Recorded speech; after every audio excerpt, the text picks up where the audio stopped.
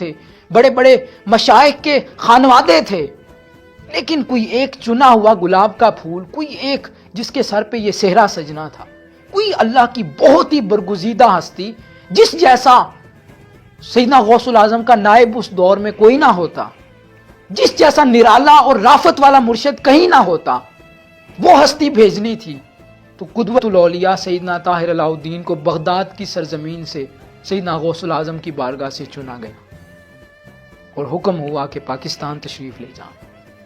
حکم ہوا ہوگا کہ وقت کے مجدد کو اور وقت کے کتب کو تیار کرنا ہے تو آپ پاکستان تشریف لے جائیں۔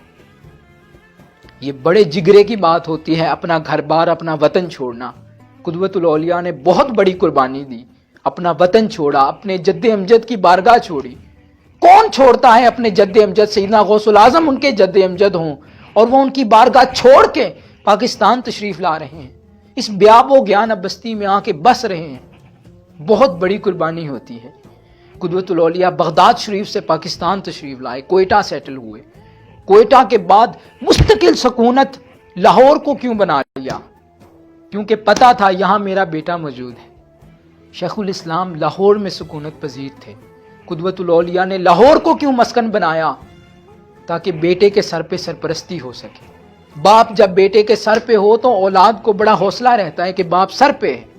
قدوۃ الاولیاء نے حوصلہ دینا تھا، پہلے تیار کیا، تربیت کی، منہاج القرآن کا پودا لگایا، پھر مستقل قیام گاہ لاہور کو بنا کے قیامت تک کے لیے منہاج القرآن کی سرپرستی کا بیڑا ہاتھ میں لے لیا۔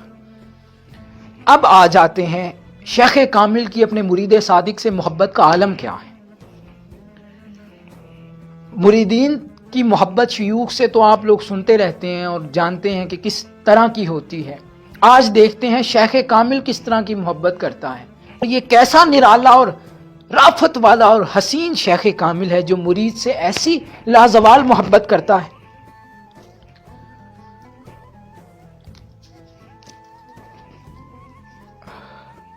آپ کے ہم مجلس جو حضور قدوۃ الاولیاء کی صحبت میں بیٹھا کرتے تھے، مریدین اور اس وقت کے جو اٹینڈنٹ تھے وہ ان سے وہی بیان کرتے ہیں کہ میں پوائنٹس کی صورت میں لیتا جاؤں گا تاکہ بات آسانی سے آپ کو سمجھ آ جائے۔ ہم نے حضور قدوۃ الاولیاء سیدنا طاہر علاء الدین الگیلانی البغدادی کو، اب دیکھیں شیخ کامل کی اپنے مرید صادق سے محبت کو دیکھیں۔ وہ کہتے ہیں کہ ہم نے قدوۃ الاولیاء کو شیخ الاسلام کے انتظار میں بیتاب چکر لگاتے دیکھا۔ قدوۃ الاولیاء شیخ الاسلام کے انتظار میں، اپنے مرید کے انتظار میں بیتاب ہو جایا کرتے تھے۔ دیکھیں آپ اندازہ کریں، شیخ مرید کے انتظار میں بیتاب ہو رہا ہے۔ آج کوئی شیخ ایسا لجپال بھی ہوتا ہے جو مرید کے انتظار میں بیتاب ہوتا ہو؟ مریدین تو بیتاب ہوتے ہیں شیخ کے انتظار میں، ان کی زیارت کے لیے۔ کون شیخ ہے جو مرید سے ملنے کے لیے اور اس کو سینے سے لگانے کے لیے بیتاب ہوتا ہو؟ قدوۃ الاولیاء شیخ الاسلام کے انتظار میں اکثر بیتاب ہو جایا کرتے تھے۔ جس باپ کو اپنی اولاد سے، بیٹے سے بڑی محبت ہو نا، تو بیٹا اگر اسٹڈی کے لیے باہر گیا ہے اور وہ کافی عرصے سے نہیں آیا اور باپ کو پتہ چل جائے کہ اب وہ آ رہا ہے، تو باپ کی بیتابی کا عالم کیا ہوتا ہے؟ وہ چکر لگاتا ہے، وہ کھانا پینا بھول جاتا ہے۔ قدوۃ الاولیاء کی محبت کا عالم یہ تھا کہ اپنے روحانی فرزند کے انتظار میں بیتاب ہو جایا کرتے تھے۔ پھر جب حضور شیخ الاسلام آپ کی بارگاہ میں حاضر ہوتے تو قدوۃ الاولیاء آپ کا عالم یہ تھا کہ جب آپ کمرے میں اندر انٹر ہوتے، ابھی حضور شیخ الاسلام کا بچپنا، لڑکپنا تھا، فرسٹ ایئر کے اسٹوڈنٹ تھے، اور جب آپ مرید ہونے کے لیے تشریف لے گئے، جب گھر میں داخل ہوئے، وہاں پہ پہلی ملاقات ہوئی تو قدوۃ الاولیاء نے پوچھا آپ کا نام کیا ہے؟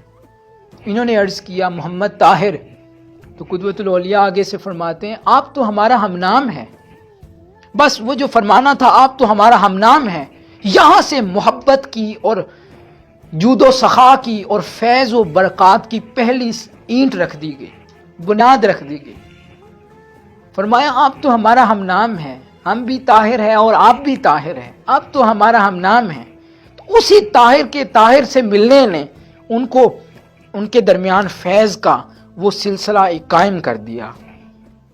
پھر فرماتے ہیں حضور شیخ الاسلام کہ میں جب حضور قدوۃ الاولیاء کی صحبت میں جایا کرتا تھا، ابھی میرا بچپنا اسٹوڈنٹ لائف تھی، جب میں کمرے کے اندر داخل ہوتا تو قدوۃ الاولیاء اٹھ کے کھڑے ہو جایا کرتے تھے، اور آپ کے مریدین جو آپ کی صحبت میں بیٹھے ہوتے ہیں وہ بتاتے ہیں، وہ کہتے ہیں جب شیخ الاسلام ابھی اسٹوڈنٹ تھے، وہ کمرے میں داخل ہوتے تو قدوۃ الاولیاء آپ کے استقبال کے لیے، ویلکم کے لیے اٹھ کے کھڑے ہو جاتے، آپ کو سینہ اقدس سے لگاتے اور سینے سے لگا کے بوسہ دیتے، اپنے ساتھ بٹھاتے اور ساتھ بٹھا کے بار بار فرماتے یہ ہمارا مرید پروفیسر